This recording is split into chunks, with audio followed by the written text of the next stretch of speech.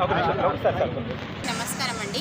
ఈరోజు ఇక్కడ దీక్షా కార్యక్రమం మేము ఎందుకు చేపట్టామంటే ఇప్పుడు 8 నెలల నుండి అందరూ ప్రైవేట్ టీచర్స్ చాలా దుర్భర పరిస్థితుల్లో ఉన్నారండి.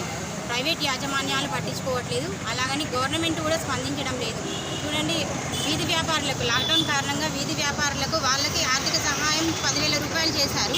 ఎందుకంటే వాళ్ళు బాగుపడాలని. ఆల్రెడీ వాళ్ళు ఒక వ్యాపారం చేసుకుంటూనే ఉన్నారు. అలాంటి వాళ్లకు కూడా వాళ్ళు సహాయపడడానికి వాళ్ళు ముందుకు వస్తున్నారు. కానీ ఒక దేశ అభివృద్ధికి తోడ్పడే అధ్యాపకులను మాత్రం వాళ్ళు ఒక చిన్న చూపు చూస్తున్నారు. ఎందుకంటే చూడండి, ఇప్పుడు మన దేశంలో ఏ రంగంలోనైనా పోలీస్ కానివ్వండి, లాయర్ కానివ్వండి, ఐఏఎస్, ఐపీఎస్ ప్రతి ఒక్కరిని తీర్చిదిద్దే ఒక గొప్ప వ్యవస్థ అనేది అధ్యాపక వ్యవస్థ. అలాంటి అధ్యాపకులని చిన్న చూపు చూస్తున్నారండి.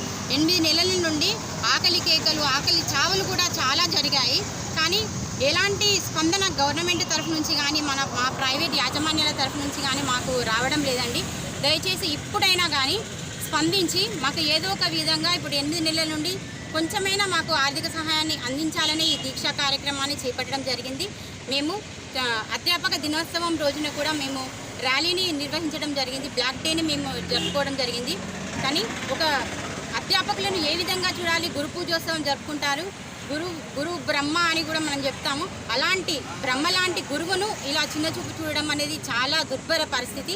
ఇప్పటికైనా మా ఆర్థిక పరిస్థితిని, మా దుర్భర పరిస్థితిని తెలుసుకొని గవర్నమెంట్ వెంటనే స్పందించాలని మా అందరి టాప్టా తరఫు నుంచి మా అందరి కోరిక. నేను టాప్టా అధ్యక్షురాలి, ఉమెన్స్ అధ్యక్షురాలు. నా పేరు సుజాత.